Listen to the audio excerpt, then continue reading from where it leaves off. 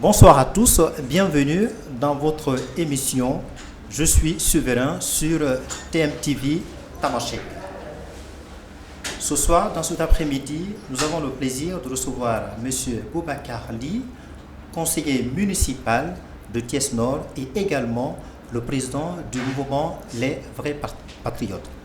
Avec lui, évidemment, nous allons discuter autour de l'adresse à la nation par le président Macky Sall, qu'il avait faite le lundi 3 juillet 2023, une adresse au cours de laquelle le président Macky Sall a décidé de ne pas porter sa candidature lors de l'échéance prochaine, le 25 février 2024. Et évidemment, cette question suscite beaucoup d'interrogations. Ça fait un ouf de soulagement pour certains, d'autres ne voient pas ça pour un bon oeil. Donc pour en parler, nous avons pensé recevoir ce grand homme politique, M. Ly. Bonsoir. Oui, bonsoir. Merci d'avoir répondu à notre invitation. C'est moi qui vous remercie. Alors cela dit, on a suivi le président le lundi passé. Tout le monde l'a suivi. Et suite à cette adresse à la nation, quelle a été votre appréciation? Bon, comme vous avez dit, moi de toute façon j'étais dans cette logique. Je m'étais toujours dit, ces histoires de troisième mandat, on devrait bannir ça en Afrique de façon générale. Ça a toujours posé des problèmes. Et heureusement que le président a pris l'engagement de l'annoncer, parce que bon, quand on reste dans sa logique, il avait dit depuis longtemps qu'il ne ferait pas de troisième mandat. Et c'est bien quand même qu'il l'ait confirmé. Et ça, c'est vu l'engouement que ça a suscité au-delà même de nos frontières, au-delà de l'Afrique, même à travers le monde, même les marchés financiers ont senti le truc. Donc ça, c'est une bonne chose. C'est plutôt une très très bonne nouvelle. Mais le président aurait vu le contexte, vu la crise au sein du jeu politique, il aurait pu s'adresser à la nation le plus tôt. Oui, parce que moi, j'avais cette idée-là. Je me dis, au sortir des élections de 2019, il aurait pu l'annoncer. Mais bon, il était dans sa logique. Il disait que s'il l'annonçait plus tôt, les gens vont se positionner. En fait, il ne pourrait pas bien gouverner. Et s'il disait oui, qu'il allait se présenter, bon, le pays serait ingouvernable. S'il disait non, tous les gens qui sont autour de lui, mais maintenant, on a même vu ça depuis l'annonce. Les gens commencent les gens de Benno, les socialistes commencent à convoquer leur bureau politique. Ça commence à partir dans tous les sens. Peut-être c'est ça qu'ils voulaient inviter. Et malheureusement, l'opposition avait profité de ça pour mettre tout sur le dos du fait qu'il se pourrait qu'il se présente une troisième fois. Donc c'était en quelque sorte leur fonds de commerce. Donc ça a créé beaucoup de tensions et on dit une insécurité ou un stress ambiant par rapport à tout ça. C'est pourquoi quand il a annoncé qu'il n'allait pas se représenter, ça a quand même dissipé un peu les ardeurs. Alors qu'est-ce que vous pensez de ce que Mimi Touré a dit, l'ex-premier ministre sous Macky Sall? La vérité est que la décision du président de la République a été influencée par la population sénégalaise. Donc si le lundi, il a pris la décision de ne pas porter sa candidature le 25 février, c'est parce que le peuple sénégalais l'avait contraint au travers d'un soulèvement populaire. Oui, parce que on n'a jamais constaté que la population se serait soulevée parce qu'il avait annoncé qu'il allait se présenter, parce qu'il ne l'a jamais annoncé. Donc toutes les tensions qu'il y a eu entre-temps, c'est dû peut-être à des acteurs politiques, à l'opposition, à une figure de l'opposition qui avait été convoquée, en l'occurrence M. Sonko, mais il n'avait jamais annoncé officiellement qu'il allait se présenter. Donc cette déclaration-là manque un peu, je pense, de cohérence. Mais d'où vient cette décision-là? Est-ce que s'il a pris sa décision, c'est parce qu'il veut se conformer à sa parole d'honneur ou bien se conformer à l'esprit de la Constitution? Bon, d'après les spécialistes, d'après lui-même, la Constitution avait réglé le problème. Donc juridiquement, il avait le droit de se représenter. Maintenant, moi je l'avais dit dans plusieurs émissions, il avait écrit que c'était son dernier mandat. Et ils avaient fait la campagne sur cette base-là en 2019, pour dire s'il gagnait, ce serait le dernier mandat. Maintenant, pourquoi les gens, ils ont voulu très tôt, si vous vous rappelez bien, tout de suite après la victoire de 2019, l'opposition a commencé à dire ils posent des jalons pour se représenter. Donc pendant 4 ans, ils nous ont vendu ça, malheureusement. Et le débat, je pense, était très très prématuré. Et ça a créé quand même Et je l'avais dit à la veille des législatives que l'opposition n'avait pas de programme à part le potentiel troisième mandat du président. La preuve, depuis qu'il a dit qu'il ne se présente plus, ils vont te dire, ouais, ils sont toujours dans Justement, tout le débat était lié à cet éventuel troisième mandat. Et ils continuent à en parler parce qu'ils disent, ouais, bon, il a eu des pressions, d'autres disent non, c'est parce que voilà. Et d'autres disent que ce n'est pas une décision sérieuse. Est-ce qu'il ne pourrait pas changer d'avis? Donc, ils sont tout le temps dans cette histoire de troisième mandat. Ça, ils n'ont pas de programme. Le souci, c'est justement qu'il avait gardé sous son éventuel troisième mandat n'est pas sans conséquence. Oui. Et justement, c'est ce qui a amené à Mimi Touré à dire que, en effet, si cette décision avait été prise plus tôt, nous n'en serions pas là. La prise tardive de cette décision a malheureusement conduit à la mort de 16 morts, même les journalistes ont été emprisonnés. Oui, mais c'est quoi l'histoire des 16 morts? Parce qu'il y a eu des manifestations liées à... Et c'est pas le fait du pouvoir. Peut-être qu'eux aussi, ils ont trop joué sur le fait que tout ce que Macky fait, c'est pour un éventuel troisième mandat. Mais la décision qu'il a prise, ça montre que c'était pas bien fondé. Ils étaient dans des manœuvres politiques. Et malheureusement, c'est toujours les mêmes qui deviennent des victimes. Parce que l'opposition a trop joué de ça. Parce que moi, j'avais fait un diagnostic à la veille des législatives dans le cadre de la mouvance présidentielle pour leur dire l'opposition va faire sa campagne sur la base en fait, d'une éventuelle candidature du président. Et ça a joué sur les résultats des élections législatives. Et moi, j'avais dit, s'il avait annoncé plus tôt, peut-être que même on n'aurait pas ce résultat-là. Les gens auraient plus fait confiance à la mouvance présidentielle. Ça a joué aussi contre la mouvance. Maintenant, c'était un choix politique, pour dire. Il avait dit depuis longtemps au Conseil des ministres de Kaffrine que s'il dit oui, les gens vont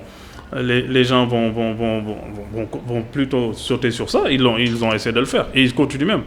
Et s'il dit... les ministres vont vouloir refuser de travailler. Oui, mais bon, regarde là, dans Benno, déjà, il y a combien de candidats potentiels qui seraient intéressés? Et dans l'opposition, pareil. Donc, voilà, c'est devenu du n'importe quoi. Et tout ça, c'est lié aux élections. Parce que j'ai dit tous les politiciens, en fait, surtout l'opposition, ce qui les intéresse, c'est les élections. Même le dialogue, il parle de quoi? Comment faire pour participer aux élections? Justement, on va revenir sur ce dialogue-là. Alors justement, j'insiste beaucoup sur cette annonce faite par le président le lundi. Alors certes, il a dit qu'il ne va pas se présenter, mais pour certaines oppositions, je ne dis pas des oppositions radicales ou douces, pour parler ainsi, il y a encore certains qui ont encore une espèce de doute là-dessus, comme Papa Lénian, le chroniqueur, le journaliste. Il dit qu'on risque de revivre le syndrome de Alassane Ouattara. Il avait dit, s'est adressé à la nation en disant solennellement qu'il ne va pas porter sa candidature, et quelque temps après, il a fait un revirement. Oui, non, mais de toute façon, même scénario. Non, mais nous, au Sénégal, on a quand même l'habitude de transmettre le pouvoir de manière très pacifique. On a vu le président Senghor qui l'avait fait, qui avait quand même démissionné. C'était pas dans le même contexte. Oui, mais c'est toujours notre culture et notre histoire politique. Maintenant, nous, et puis le président n'était même pas... Il n'y avait rien qui l'obligeait à le dire, maintenant. Parce que juridiquement, tout le monde... Tant s'il y a un équivoque, c'est parce que c'est pas clair. Mais juridiquement, tout le monde disait que le problème était réglé. Donc, si lui-même, parce que là, on a une adresse à la nation généralement en fin d'année, s'il décide de le faire maintenant, il n'y avait rien qui l'obligeait. Maintenant, parfois tu parles des journalistes, mais il y a des journalistes très très partisans. Tout le monde sait que Baba Allé, voilà, toutes ses chroniques, c'est contre. Quand ce qu'il a dit, il y a une certaine logique. Oui, non. Mais quand on est partisan, non, mais c'est pourquoi d'ailleurs, vous avez vu le cas de Birame Souleye. Comparaison n'est pas raison. On ne peut pas comparer des choses qui ne sont pas comparables. Jusqu'à pousser le bouchon trop loin pour parler de potentiel empoisonnement, des manœuvres comme ça, c'est pas vrai. Alors, tout à l'heure, vous avez parlé... Il faut parce qu'ils sont tellement focalisés sur le troisième mandat, bon, ça c'est de leur fonds de commerce. Malheureusement, il a dit qu'il ne se présente plus. Ils n'ont pas de programme en réalité. Alors justement, tout à l'heure, vous avez parlé de Ben Bokeyaka et l'APR. Aujourd'hui, après cette annonce faite par le président, il y a un remue-ménage. Oui, bien sûr. Alors, on a vu tout récemment... plus de 472 maires et 39 présidents des départements qui ont soutenu la candidature du président par une pétition. Est-ce qu'aujourd'hui, ces responsables de la mouvance présidentielle ne se sentent pas déçus? Mais dans les deux cas, c'est pareil. Ces gens-là avaient fondé toute leur stratégie d'opposition sur le fait que Macky allait se représenter. Les autres aussi, tous leurs privilèges, c'était que le Macky continue. Parce que moi, je l'ai dit, j'ai eu des gens aux élections locales qui avaient que juste 12 000 voix, mais qui sont arrangés pour avoir 800 000 signatures, pour encourager le président à se représenter. C'est ça, parce que c'est juste ces gens qui demandent le troisième mandat, ils ne le font pas par patriotisme, ils le font peut-être par privilège, parce qu'ils sont dans le système où ils occupent des postes. Ils pensent que si Macky continue, ils vont continuer à jouer de ces privilèges-là. De l'autre côté, c'est pareil. De l'autre côté, ils n'ont pas de programme. Tout leur truc, c'est que Macky va se représenter. Maintenant, Macky dit qu'il ne se représente plus, donc c'est la panique partout, dans la mouvance présidentielle comme dans l'opposition. Et on est à 7 mois des élections, les gens ne sont pas prêts en réalité. Ah, mais c'est sérieux, lorsqu'on voit que nos élus ne portent pas des projets pour leur circonscription respective, c'est sérieux ça. Oui, non, mais c'est du très sérieux, mais même ça avait fait douter tout le monde, parce que l'autre jour, quand il a fait sa déclaration, moi j'ai reçu des alertes et tout, comme si, puisqu'il y a 470 maires sur 550 ou 557 qui l'encouragent, qui ont pris la parole pour l'encourager et tout, et lui il était resté nuancé, c'était comme si c'était déjà fait. Donc il a pris de court tout le monde, mais je pense qu'il a vu grand, et c'est pourquoi tout le monde l'a salué. Maintenant, si on ne peut pas continuer à compter sur des manœuvres politiques, parce que les gens ils ont des privilèges, ils ont des trucs comme ça, il faut que les gens aient des visions autres. Il l'a dit, il y a une vie après la politique. Et il y a une lassitude. Ici, quand tu fais 10 ans au pouvoir, il y a une lassitude. Oui, mais on va parler de ça après le pouvoir. Il y a évidemment la vie privée. Alors, il y a une autre question très cruciale, c'est l'élection inclusive qui est en perspective. On l'a vu le 30 mai 2023, le président a pris l'initiative d'organiser un dialogue national au Palais de la République. Et il en est résulté, la conclusion qui en est résultée, c'est de faire en sorte de réviser la Constitution et modifier le code électoral pour permettre ainsi à ces deux candidats potentiels, Khalifa Sall et Karim Wade, d'être éligibles. Est-ce que, alors qu'il y a Sonko? Oui, non, mais bon, même moi, ça, je suis contre, parce que ces gens-là, en fait, ils ont été condamnés. Et pour détournement de deniers publics, ou pour enrichissement illicite, je pense pour Karim, c'est 138 milliards, pour Khalifa, c'est 1,8 milliard. Je pense que c'est pas parce qu'on est politicien, qu'on est populaire, que voilà, qu'on a des passe-droits. Il y a d'autres Sénégalais qui ont peut-être volé 20 000 francs qui sont en prison. Moi, je suis contre. Déjà, pour le dialogue, ce qui était incohérent, on convoque un dialogue national. Le lendemain, il y a les jeunes qui déconnent, qui saccagent tout. Donc, ils ont dialogué avec qui? Même quand tu vois les tranches d'âge. Donc, c'était pas inclusif? Non, pas du tout. Et tous les gens qui sont partis, c'est pourquoi dans l'opposition, on parle de deal. On dit les gens qui sont partis, ce qui les intéresse, c'est pas c'est Macky qui a leur destin entre les mains. C'est parce que c'est le président qui peut modifier le... Bon, d'ailleurs, ils sont en train de le faire, je pense que c'est dans la semaine. C'est ça qui les intéresse. Maintenant, il faut qu'on sache sur quelle valeur on fonde nos principes. Donc, est-ce qu'il n'y a pas une espèce de deal? Non, mais même si c'est pas un deal, c'est juste pas... C'est de l'injustice. Donc, on ne peut pas dire... on a condamné des gens qui ont détourné l'argent public et sous prétexte qu'ils sont populaires, il faut qu'on organise des élections inclusives qui doivent participer. Ils n'ont qu'à être clean. Les gens qui n'ont pas fait tout ça, qui ont un casier judiciaire vierge, qui sont clean, qui sont très compétents. Donc c'est de l'injustice par rapport à ces gens-là. Donc si on arrivait à amnistier ces deux candidats, Karim et Khalifa Sall, ils ne seront pas sortis d'affaire. Parce que comme disait Bamba Fall, le maire de Médina, donc il va falloir qui s'acquitte par rapport... Ah oui, il y a le quitus fiscal. Voilà, ouais, c'est pas gagné. Ah oui. Ça peut être aussi un piège. Hein? Parce que le dossier de candidature, il y a certes le casier judiciaire. Ils vont peut-être modifier la loi électorale pour que ça soit réglé. Il va falloir aussi ouvrir la liste électorale. Maintenant, mieux. Maintenant, il faut le quitus fiscal. Si les impôts disent que vous ne devez de l'argent, mais vous ne pouvez pas participer. Mais par quel mécanisme juridique? Ah non, ça va être compliqué. C'est pourquoi c'est risqué quand même pour eux. Peut-être qu'ils sont allés au dialogue, mais ce n'est pas gagné. Ce n'est pas ceux qui puissent participer. Donc il y a un enjeu très important. Ah oui. Et moi, en tout cas, de mon point de vue, ce ne serait pas normal parce que sous prétexte que ces gens-là, c'est des politiciens, ils sont populaires, il y a des gens derrière eux, mais Karim, on l'a condamné pour 138 milliards. Khalifa, c'est la caisse d'avant. Ils ont été graciés. Maintenant, l'argent qu'ils doivent au peuple sénégalais, c'est passé où? 5 ans à 6 ans. Oui, mais Sonko 2 ans. Non, mais Sonko, c'est même pas encore définitif. Il pourrait faire appel. Tout à fait. Maintenant, ce serait aussi une injustice par rapport peut-être à lui aussi. Parce qu'on les a graciés. Maintenant, moi, dans une émission, j'ai dit, bon, c'est comme lui, c'est lui qui arbitre. Si Blanchi, en fait, s'il modifie la loi électorale pour que ces gens-là participent, on pourrait faire la même chose pour son camp. Parce que le baromètre serait quoi? Les gens, ils sont populaires, il y a des gens derrière eux, mais bon, lui aussi, il est très populaire. Alors aujourd'hui, au sein de sa famille politique, Ben Bokayaka et l'APR, il a aujourd'hui toutes les difficultés aujourd'hui de pouvoir choisir son dauphin.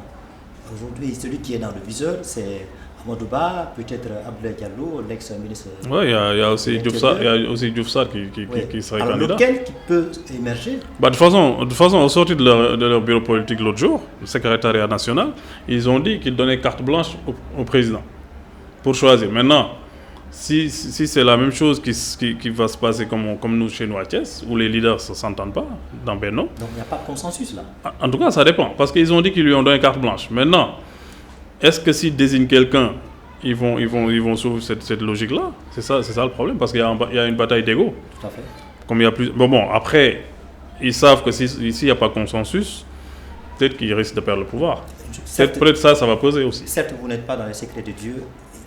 Quel est selon vous le candidat sur lequel le président peut porter son choix? Moi, je pense que le PM actuel peut en fait, comme on dit, à la tête de l'emploi.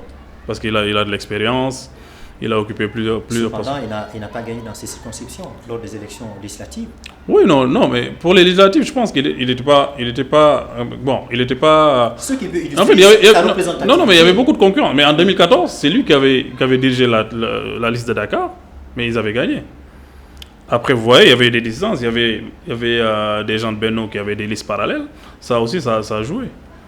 Maintenant, en 2014, quand il avait les coups des franches, comme on dit, il avait bien dirigé la campagne à Dakar et il s'était sorti premier. Et il a de l'expérience aussi. Et à défaut de choisir un candidat au sein de sa famille politique, est-ce qu'il pourrait porter le choix sur... bien sûr, il y a des gens qui ont la même vision que Benno. Non, je veux parler de Idrissa Seck. Oui, bien sûr, parce qu'Idrissa Seck, il était dans Benno jusqu'à récemment. Donc, il pourrait faire l'affaire aussi. Alors, on va parler de la vie privée du président après le pouvoir, évidemment. La dernière fois, on a entendu Serigne Sy, un analyste politique, dit que Macky, futur secrétaire général de l'ONU, oui. Est-ce que vous le voyez? Pourquoi pas? Parce qu'il a quand même, en termes de diplomatie, il a réussi beaucoup de choses. Cela peut dépendre du contexte. Non, de toute façon, la décision qui vient de... En fait, la tension intérieure aurait pu quand même compromettre ce genre de carrière. Mais comme vous avez vu, la décision qu'il a prise, ça fait quand même... tout le monde en parlait, même l'actuel secrétaire général de l'ONU, M. Guterres, l'a félicité. Tout le monde en a parlé. Maintenant ça, et en plus des choses qu'il a réussi en Afrique, quand il était à la présidence de l'Union africaine, il a réussi aussi à négocier la présence de l'Union africaine au niveau du G20. Dans la sous-région aussi, vous vous rappelez comment on dit, des élections en Gambie. Il a réussi aussi à stabiliser la Guinée-Bissau. Donc tout ça, c'est quand même c'est de la diplomatie. Et ça peut servir. Moi j'ai entendu même déjà des missions avec les pays arabes, l'Émirat et tout, qui parlent de lui pour des missions horizon 2030 et tout. Donc voilà, il a le profil. Maintenant, s'il règle l'histoire des élections, bon, je ne dis pas exclusives, mais en tout cas, nous, les élections, on se gagne toujours dans les urnes. Maintenant, il faut quand même trouver un équilibre, même s'il choisit quelqu'un de son camp qui le recommande. Mais il faut quand même que tout soit clair en termes de parrainage, tout ça, que les règles du jeu soient respectées par tout le monde. Et s'il réussit ça, s'il réussit les élections de 2024, et sortir, comme on dit, par la grande porte, pourquoi pas? Ça, ce serait quand même un bon profil pour ce genre de poste. Alors, s'il s'avérerait qu'il va effectivement décider de partir, est-ce que à partir de le président qui sera choisi à la tête de l'État sénégalais, est-ce qu'il va avoir un très bon rapport avec ce président-là? Oui, ça dépend. Si c'est un président qui sortirait de son camp, ce serait une continuité. Maintenant, si on a un gars... de son camp, il y a un doute qui va planer. Oui. Non, il peut gagner quand même s'il sort parce que Benno, quand même, en termes de comment on dit, nombre d'électeurs, même s'ils ont perdu des voix au dos des élections et des mairies, Benno, quand même, reste majoritaire. Donc, logiquement, si quelqu'un de son camp gagne, ce serait pas insolite. Oui, si un candidat sortirait de son camp. Oui, de son et camp. gagne les élections. Oui, quand il gagne les élections, est-ce qu'on ne va pas dire que Macky est en train de sauver ses arrières? Non, mais de toute façon, on est en politique. Maintenant, son bilan quand même parle pour lui. Parce que Comme on l'a vu au depuis, Niger. oui, mais depuis 3 jours, c'est ce qu'on dit. Maintenant, on commence à parler de son bilan. Parce qu'avant, on ne voulait même pas parler du bilan. On parlait juste de politique. Maintenant, son bilan va peut-être aussi jouer pour le futur candidat de la mouvance présidentielle. Parce que les gens savent que les gens, ils veulent quand même une continuité. On ne veut pas des gens comme lui, les erreurs qu'il avait faites au début de son magistère, la chasse aux sorcières, enrichissement illicite. On avait vu 25 caciques qui avaient été quand même poursuivis. Il n'y avait que Karim qui avait été condamné. Et on a perdu beaucoup de temps sur ça. Et ce serait... Justement, cette juridiction n'avait pas sa raison, donc. Non, mais elle existait déjà. C'est juste que Macky, la règle... Et aujourd'hui, elle n'est pas opérationnelle. Et surtout, on a perdu beaucoup de temps pour ça. Ah, voilà. Maintenant, c'est ça qu'on ne veut pas. Et maintenant aussi, même dans les milieux d'affaires, les hommes d'affaires, ils ne veulent pas quand même quelqu'un qui vienne changer les choses radicalement. Macky, quand il est arrivé, il a continué quand même les projets de Watt. Et là, on va avoir le pétrole et le gaz en début d'année. On ne veut pas des gens qui viennent tout le temps France dégage, alors que quand ils parlent dans les chaînes françaises, là, c'est comme une parole d'évangile. Donc, on ne veut pas de ça. On veut une continuité. Ah oui, c'est un enjeu très important. Et d'ici aux élections, sa posture et le aura qu'il a va quand même poser de manière très positive sur le futur candidat de la mouvance présidentielle. Alors aujourd'hui, quel est votre dernier mot pour apaiser les tensions, d'autant plus qu'aujourd'hui, il y a une tension très forte qui plane sur le jeu politique sénégalais? Non, je pense qu'à part du discours, ça commence quand même à baisser un peu, hein, parce que là, le président est hors jeu. Maintenant, les gens commencent à parler vraiment de politique. Peut-être que le niveau du débat va s'élever. La tension risque de monter en crescendo au fur et à mesure qu'on s'approche des élections. Oui, mais de toute façon, ça a toujours été une réalité. Maintenant, le fait que lui, il ne participe pas, il peut quand même arbitrer de manière très objective. C'est ça l'essentiel. C'est la première fois dans l'histoire du Sénégal qu'on a un président sortant qui ne participe pas aux élections et il participe pas aux élections qu'il organise lui-même. C'est la première fois dans l'histoire du Sénégal. C'est une chance historique. Et c'est une chance aussi de verrouiller complètement l'histoire des 2 mandats. Parce que le prochain qui vient, il ne va pas nous dire « bon, ça ne me concernait pas, c'était l'autre constitution, là c'est fini ». Et ça, c'est une chance. Monsieur Ly, merci d'avoir été notre invité. C'est moi qui te remercie. Voilà, chers téléspectateurs, on recevait dans cet après-midi M. Boubacar Ly, le conseiller municipal à Thiès-Nord et aussi le président du mouvement Les Vrais Patriotes. Avec lui, évidemment, nous avions discuté autour de l'annonce très importante faite par le président Macky Sall, le candidat sortant, qu'il avait dit qu'il ne va pas porter sa candidature lors de l'échéance prochaine, le 25 février 2024. Merci de rester fidèle à votre chaîne préférée, TMTV, Tamashek, et à très bientôt. Au revoir.